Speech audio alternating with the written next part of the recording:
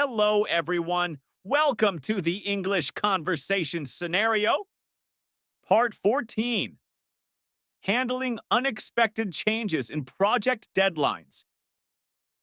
Hey, Emma, I just received an email from the client. It looks like the project deadline has been moved up. We now have only 2 weeks instead of 4. How are we going to handle this? Oh, that's unexpected. 2 weeks is definitely tight. Let's first assess what tasks are remaining and how much time we need for each one. Have you reviewed the current timeline?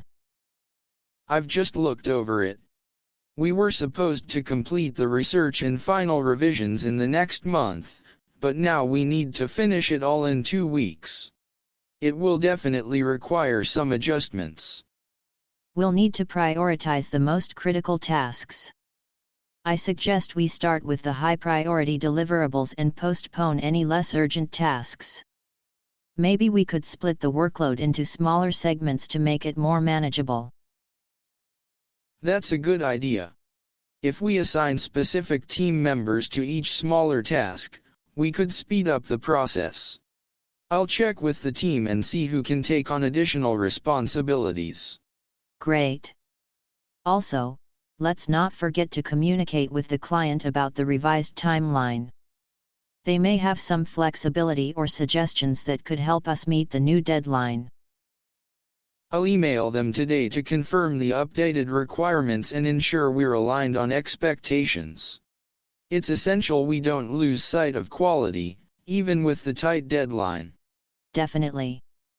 Perhaps we can also involve the client more in the review process to ensure we're moving in the right direction quickly. That way, we avoid unnecessary back and forth later on. Good point. I'll suggest a couple of check-ins with the client to confirm we're on track. It'll be faster and more efficient.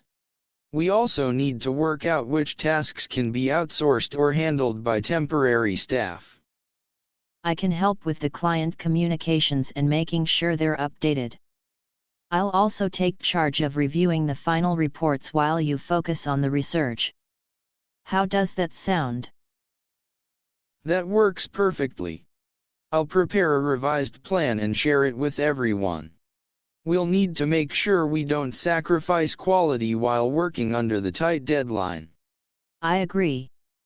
Let's also assess if we need extra resources. Maybe temporary help or freelancers could fill in for some of the less critical tasks. We don't want to burn out the team. I'll check the budget to see if we can allocate some funds for extra help. I'm also thinking about creating a shared document where everyone can update their progress daily, just so we can stay in sync and avoid overlapping efforts. That's a great idea. Daily updates will keep us aligned and help spot any bottlenecks early. We'll also need to schedule some quick catch-up meetings to keep everyone motivated and on track. I'll set up a daily stand-up meeting. It'll only be 15 minutes, just enough to discuss progress, roadblocks, and support needed. It'll help us maintain focus without interrupting the workflow too much. Perfect. And we should encourage everyone to ask for help if they need it. It's going to be stressful, but we can get through it if we work together and support each other. Agreed. Once we've reassigned tasks and got the plan in place, we should have a short team meeting to ensure everyone is clear about their responsibilities and expectations. It will also help keep morale up. Exactly.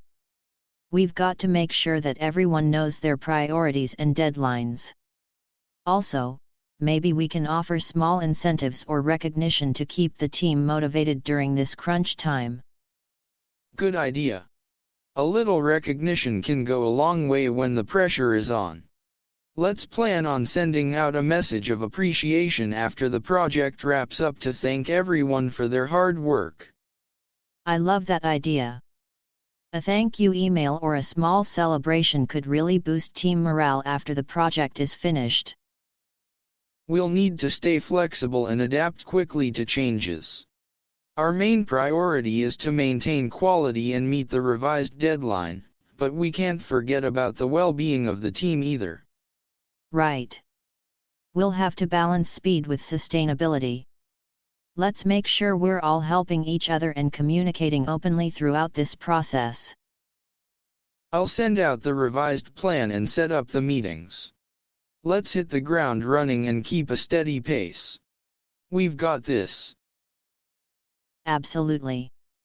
We'll work together, keep each other updated, and get this done on time. Part 15. Managing team conflicts and finding solutions. Hey Emma, I've been noticing some tension between Mark and Sarah lately, especially during our team meetings. Have you observed it too? Yes, I've picked up on it. It's like every time we talk about the project deadlines, there's an underlying tension. I think Mark feels like Sarah isn't fully engaged, and Sarah seems frustrated with Mark's strict approach to timelines. I've noticed that as well. It's really affecting the flow of our discussions, and it's becoming more noticeable in our last few meetings. I'm worried it could start affecting the overall team dynamic if we don't address it soon.